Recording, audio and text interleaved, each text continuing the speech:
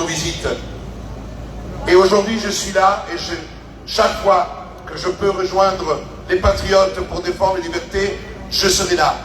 Et je tiens à remercier Florian Philippot, qui est aujourd'hui le seul homme politique en France qui se bat partout, qui trouve la porte bloquée dans les grands médias, mais c'est celui qui a le courage de faire descendre les gens dans la rue pour crier liberté, égalité, fraternité, et aujourd'hui, c'est pour la paix. Merci, et vive la France.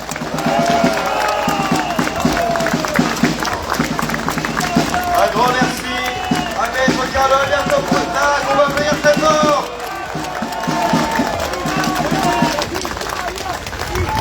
Nous avons maintenant parmi nous une femme courageuse qui est journaliste et qui fait honneur à sa profession, contrairement à beaucoup d'autres confrères et consoeurs qui ne jouent pas leur rôle de contre-pouvoir. Elle a fait le choix de dédier sa vie à la vérité et pour la faire triompher. Mesdames et messieurs, Myriam Palomba. Bonjour à tous. Alors je vais d'abord vous dire, bienvenue en démocratie, vous êtes la démocratie. Parce que si on les écoute, la démocratie, selon leurs propres mots, c'est la dictature, et notamment la dictature européenne. Alors moi, je vais pour vous dire quelques notions. L'Union européenne, c'est la corruption. On vient d'apprendre que des ONG étaient rémunérées par des milliards sans qu'on sache où vont ces milliards. On vient d'apprendre, si on parle du forum de Davos, que enfin Klaus Schwab s'est cassé. Et c'est pas cassé pour n'importe quoi, c'est parce qu'il est mouillé dans des affaires de corruption également. Alors, je parle même pas de Fauci. Fauci qui s'est enrichi pendant la crise Covid et qui a doublé sa fortune. C'est juste une honte. Et je parle même pas d'Angela Merkel qui avait un rapport de ses services secrets lui disant que le virus était sorti de Wuhan et qu'il l'a gardé secret. Nous faisons passer tous pour des complotistes. Alors monsieur Bayrou, vous savez, mouillé jusqu'au bout dans l'affaire Betara sans que l'opposition en carton se manifeste, vient de déclarer que les salariés d'aujourd'hui, pas plus que nos enfants et petits-enfants, n'auront aucune possibilité de refuser la charte de la nation qu'on leur aura laissée. En gros, chaque Français doit 50 000 € à l'État. Mais la dette, c'est eux qui l'ont faite, c'est à eux de la payer. Dans n'importe quelle entreprise, quand vous faites une dette pareille, vous êtes viré. Et bien nous, on va aller virer ces gens. Et vous êtes de plus en plus nombreux à assister aux manifestations de Florian et le mouvement est parti. Ouais. Alors aujourd'hui, on manifeste pour la paix, mais tout ça c'est lié. Vous savez, les Zelensky s'en mettent plein les poches. Il s'est fait encore ridiculiser par Trump. On avait l'impression que c'était un petit garçon devant son paternel. Hier, je ne sais pas si vous avez vu la vidéo de Macron, grand acteur devant la tombe du pape. Si c'était pas la mort du pape, j'aurais dit c'est à mourir de rire. À croire que les cours avec Brigitte ont été sacrément utiles. En tout cas, quoi qu'il en soit, aujourd'hui on manifeste pour la paix et on ne veut pas que notre argent soit dépensé pour la guerre. On ne veut pas que nos enfants aillent se battre en Ukraine pour un gouvernement corrompu. On en a marre que Zelensky vient faire la mendicité en France et partout dans l'Union européenne. La paix, la paix, la paix et vive le Frexit. Ouais. On peut applaudir très fort, mesdames et messieurs, à Myriam Palomba. Nous allons maintenant écouter celui qui est à l'origine de tout ce mouvement de résistance et de toutes ces manifestations. Vous le connaissez tous. Il s'agit du président des Patriotes, Florian Philippot.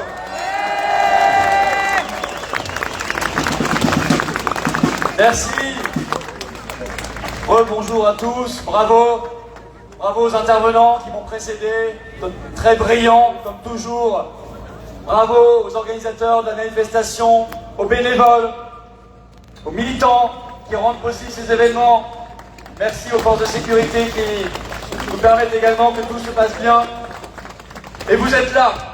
Alors je voulais commencer mon propos en saluant une initiative extrêmement heureuse cette semaine, puissante, intelligente, cette tribune de généraux et d'officiers de l'armée française adressée au président de l'Assemblée nationale et du Sénat pour défendre la paix, déjà signée par des dizaines de milliers de Français. Un manifeste qui détaille de façon chirurgicale comment Macron bafoue la Constitution en engageant toujours plus loin notre pays vers la guerre en Ukraine, cette guerre folle contre la Russie. Bravo aux dizaines de généraux, d'amiraux, de colonels, de lieutenants-colonels, de capitaines, de soldats et ces dizaines de milliers de civils pour cette initiative. Je l'ai moi-même signée et je vous encourage naturellement à le faire. Oui. Et j'ai une pensée particulière. Je suis en colère car deux généraux Koustou et Pellizzari cette semaine ont été radiés des cadres par un décret signé par Emmanuel Macron. Pour une première tribune sur le délitement de la France, qu'appelait un ressaisissement déjà très bienvenu. Et ce décret, comme par hasard, est sorti le jour où la deuxième tribune a été publiée. Vous voyez, cette semaine, Macron a fait le choix de conserver à Nicolas Sarkozy sa Légion d'honneur. Ce truand, ce bandit, ce traître à la patrie, alors que deux généraux qui ont toujours servi la France, eux, ont été radiés des cadres. On ne peut pas mieux présenter l'inversion totale des valeurs dans laquelle nous sommes en Macronistan. Car moi, je n'appelle pas ça la France c'est vous, c'est moi, c'est nous. Ça, c'est le Macronistan. Et nous allons nous en débarrasser. Honneur à ces militaires qui ont été victimes d'un système fou, corrompu. L'armée française est en ébullition sur cette affaire de la guerre en Ukraine. Et M. Macron, par ses initiatives et ses propos, pourrait bien à un moment faire exploser la cocotte minute. En tout cas, il y va tout droit. Ce manifeste est le bienvenu. Nos manifestations pour la paix sont les bienvenues. Elles sont même nécessaires, elles sont même indispensables. Car l'opposition, avec je ne sais pas combien de guillemets autour, au Parlement, ne fait en rien son travail. Oh d'ailleurs, vous savez, à l'heure actuelle, là, nos députés et nos sénateurs sont en vacances. Oui. Mais attendez, il faut bien qu'ils se reposent de leurs 7 mois de travail par an. Du mardi au jeudi, quelques heures assis dans leur fauteuil de l'Assemblée nationale et du Sénat. Il faut bien qu'ils se reposent. Mais le problème, c'est que même quand ils ne sont pas en vacances, leur opposition est quand même en congé. On la voit pas. Elle est à la piscine. Pas un seul eurodéputé français, figurez-vous, d'aucun parti n'a voté contre les 50 milliards d'euros pour l'Ukraine au Parlement européen. Pas un. L'accord de sécurité de mars 2024 France-Ukraine a été voté à l'Assemblée nationale par 75% des députés. Et le RN, soi-disant le grand parti d'opposition, tellement d'opposition qu'il ne vote jamais contre le pouvoir, qu'il ne veut ni le destituer, ni même voter une motion de censure. Ce parti-là s'était courageusement abstenu.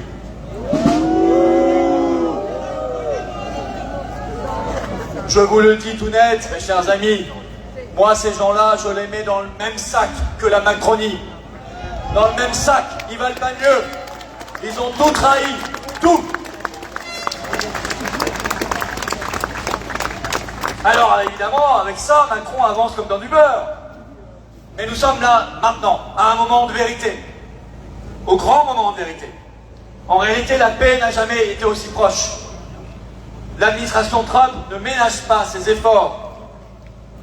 Et demain, littéralement demain, si chacun le souhaite et y met de la bonne volonté, les armes se tairont, le sang cessera de couler et la guerre s'arrêtera. C'est le moment de vérité que nous sommes en train de vivre, car cette paix à portée de main qui nous est tendue, on n'a qu'à la prendre, n'est évidemment pas dans les plans de Macron et de l'Union européenne. Voyez-les s'agiter depuis que l'équipe Trump a accéléré la marche à la paix. Voyez d'ailleurs, encore hier, Macron à Saint-Pierre-de-Rome, qui essayait de squatter une réunion entre Trump et Zelensky. Il avait même fait mettre la 3e chaise. Et puis Trump lui a dit « Non, bon, c'est pas pour toi. Toi, t'es un peu trop foufou. Tu vas me l'énerver, mon Zelensky. » Donc, ils ont retiré la chaise et Macron n'a pas eu sa réunion. Vous l'avez vu aussi cette semaine, il était dans l'océan Indien, notamment à Madagascar, il avait fait une conférence de presse, il était tout transpirant, surexcité, je ne sais pas ce qu'il avait. Le souffle court. Et il a commencé à baragouiner quelques phrases, difficilement. Et à un moment, je dis à Vladimir Poutine, arrête de mentir. Le mec qui arrête pas de mentir lui-même. On a l'expert qui nous parle, là. Parce que Macron, en matière de mensonges, il en connaît un rayon, il pourrait même ouvrir un magasin tout entier. Mais plus grave, il poursuit avec l'Union européenne la préparation de sa coalition des volontaires, non calquée sur la guerre de Bush en Irak en 2003, The Coalition of the Willing, la coalition des volontaires. À l'époque, la France savait dire non. Sa coalition des volontaires censée envoyer, selon les sources, 10 à 30 000 hommes en Ukraine, copilotés par la France. Il y a eu une dépêche AFP, le 23 avril, en anglais seulement, je ne l'ai pas vue reprise en français, qui nous apprend que dans le nord-est de la France, il y a déjà actuellement des soldats français et britanniques qui s'entraînent ensemble au combat urbain à l'ukrainienne. Ça, qui en parle? Qui a donné son autorisation pour ça? Qui en débat? Qui a voté? Pas le peuple. Or, je le rappelle, dans notre pays, le peuple français est le seul souverain. Le grand transfert d'armes et d'argent continue. Les milliards coulent à flot. Là, il n'y a pas de problème. Quand il s'agit de financer l'Ukraine, la guerre, la corruption, alors que Bayrou veut taper dans les poches des Français, travailleurs comme retraités, pour y trouver 40 milliards d'euros d'austérité.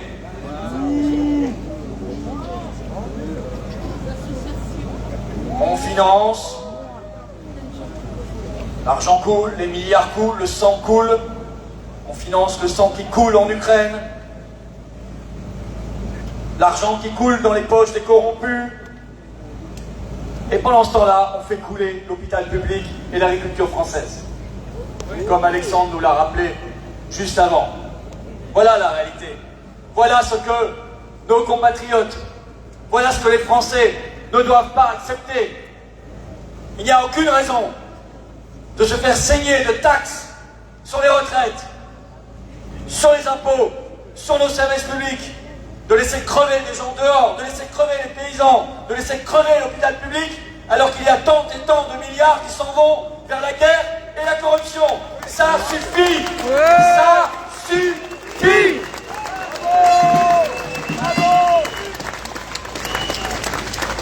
Macron est paniqué à l'idée de la paix car il a besoin de cette guerre pour son agenda personnel. Gouverné par la peur, il ne fait que cela depuis des années. Et peut-être grâce à la guerre ou au climat de guerre, sauter l'obstacle constitutionnel de 2027. Ils sont tellement fous qu'hier, 7 présidents de commission des affaires étrangères de 7 parlements européens, dont la France, ont envoyé une lettre à Trump. Je vous lis exactement mot pour mot ce qu'il y a dedans. Nous demandons instamment qu'il soit mis fin à la politique d'apaisement. veulent la guerre. Avec Ferrand, il la reste. On ne pouvait pas mieux dire. On veut la guerre, on ne veut pas la paix. L'Union européenne a besoin de cette guerre, car elle veut nous piquer la compétence militaire, comme pendant le Covid, elle a piqué la compétence de la santé. Vous me direz, pendant le Covid, ils ont piqué tout le monde aussi. Mais cette fois-ci, elle veut son armée, elle veut sa dissuasion nucléaire. Et tout ce petit monde remonte comme un coucou Zelensky, qui chaque fois que Trump avance vers la paix, fait une provocation pour la guerre. Cet homme dont je rappelle, puisqu'on nous le présente comme Mère Teresa, un mélange de Mère Teresa et Winston Churchill, ouais. Je vous rappelle qu'il était impliqué dans les Pandora Papers, ce grand scandale international de corruption. Vous tapez Zelensky Pandora Papers sur un moteur de recherche, même Le Monde, Libération, Le Figaro, Le Point en parlaient en 2021. Bon, aujourd'hui, motus et bouche cousue. Cet homme est un saint. Je dirais, au Vatican, ils auraient pu le canoniser directement, ça aurait été plus rapide. Je dirais, alors on en est. Alors, soyons là où nous devons être, comme les généraux et les militaires qui le sont dans la résistance au service de la France et de la paix. C'est maintenant qu'il faut se mobiliser, car il faut faire pencher la balance vers la paix, contre les fous de guerre. Nous sommes ici, vous êtes ici, et c'est votre honneur de Français debout, de Français libres. Au même moment, sachez-le, au moment où je parle actuellement, il y a à l'appel des patriotes 12 rassemblements et manifestations pour la paix. Actuellement, il y a des Français, des résistants et des patriotes qui se battent pour la paix à Besançon, à Colmar, à Troyes, à Cahors, à Tours, à Saint-Étienne, à Langres, au Saint-Leu-de-l'Homme, à Annecy, à Bordeaux, à Montpellier et à Paris.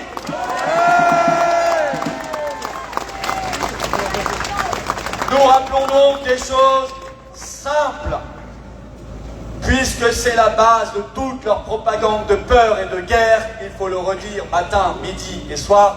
Il n'y a pas de menace russe en France, c'est de la foutaise. Et dire cela, ben non, c'est pas être un agent russe. D'ailleurs, si on écoute les médias français ou le gouvernement, le monde entier est devenu un agent russe. Même Attali a dit cette semaine, il s'est demandé dans une vidéo si Trump, en plus d'être un agent russe, mais ça on le savait, ne serait pas en plus un agent chinois. Et on m'a pas encore mis cette casquette sur la tête, ça ne saurait tarder. Mais je crois que les 80% de l'humanité aujourd'hui sont devenus des agents russes. Sacrée diplomatie, ils sont forts. Ils étaient déjà derrière, souvenez-vous, le Brexit. Ils étaient derrière la première élection de Trump, puis la deuxième. Ils étaient derrière les gilets jaunes. Ils étaient derrière nos manifs anti-pass. Ils sont derrière nos manifs pour la paix. Ils sont même derrière les punaises de lit. Ils sont partout. Et d'ailleurs, j'ai eu droit à compléter mon enquête la semaine dernière. Ils m'ont démasqué comme agent russe. Mais ils n'ont pas trouvé mon petit secret.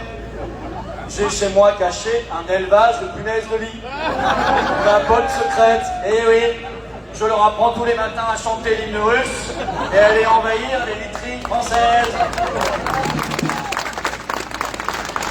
Je ne vais pas le dire trop fort parce que je crois qu'il y a des caméras et des micros qui nous enregistrent et ils vont le prendre au premier degré. Alors, ça suffit toutes ces imbécilités. Je suis comme vous un Français. 100% indépendant des États-Unis, de l'Ukraine, de la Russie, de la Chine, de l'Allemagne, de tout. Ma seule loyauté est au peuple français et à la France. Bravo.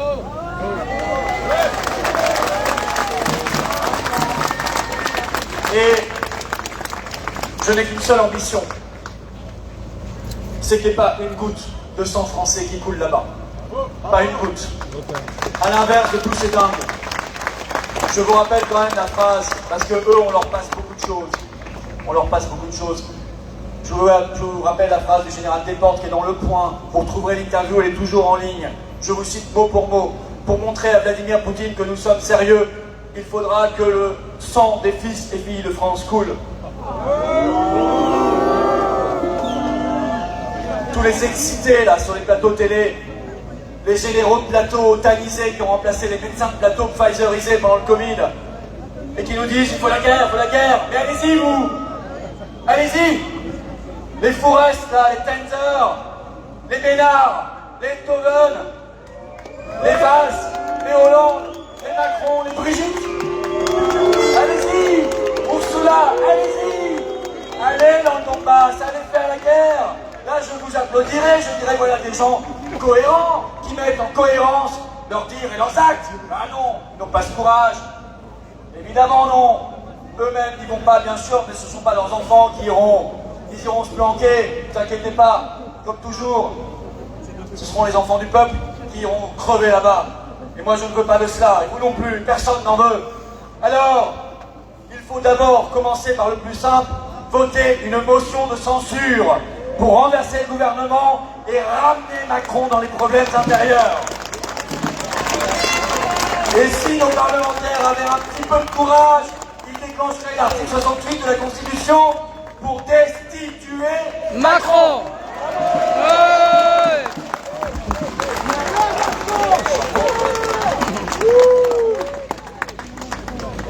Évidemment, mes chers amis, l'Union européenne, on nous a dit l'Europe c'est la paix.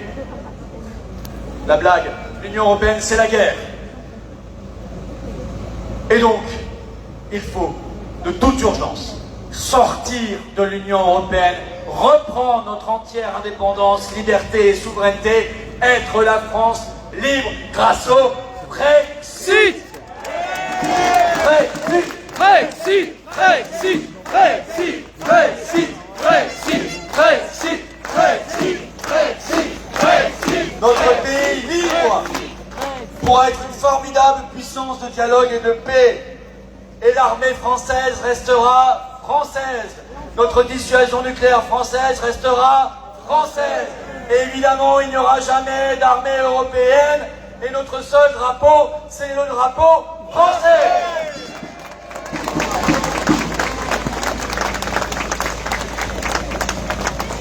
Soyons dans les négociations de paix. Et si par malheur il décidait l'envoi de Français en Ukraine, alors, comme l'avait déjà dit Myriam Palomba, nous devrons entrer dans la désobéissance la plus totale, car il est hors de question de nous entraîner dans une troisième guerre mondiale, car ce serait évidemment la troisième guerre mondiale que de se lancer dans la guerre face à une puissance nucléaire comme la Russie. Plus une arme, plus un euro, pas un soldat, pas un fils de France en Ukraine. Faisons la guerre à la guerre. Stop au discours de haine. Reprenons le dialogue avec tous les pays du monde. Ça suffit.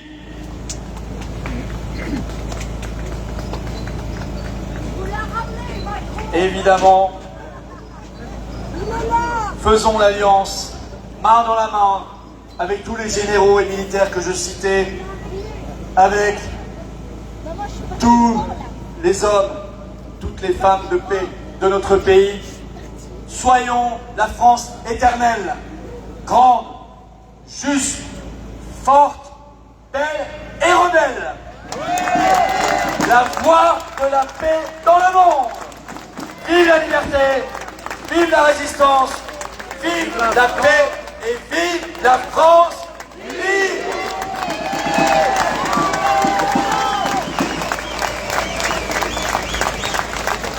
Vive la paix. Vive la paix. Vive la paix. Vive la paix. Vive la paix. Vive la paix. Vive la paix. Vive la paix. Vive la paix. Vive la paix. Vive la paix. Tout le monde est en train de venir.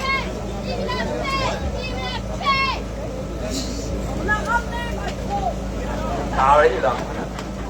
Vous l'avez pas loupé, hein? Il est beau, là. Bon anniversaire, Morgane.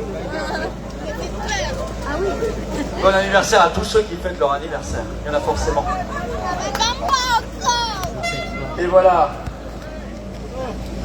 Nos vaillants résistants arrivent.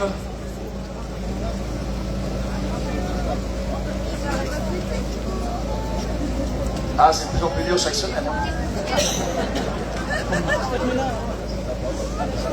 C'est un ascenseur bientôt, oui. Nous allons aller, il manquait plus que Jacques. Bravo Jacques Cheminade. On peut le saluer, l'applaudir encore une fois. C'était toi. Nous allons évidemment ensemble chanter notre C'est un feu d'artifice. Allons enfants. De la patrie, le jour de gloire est arrivé.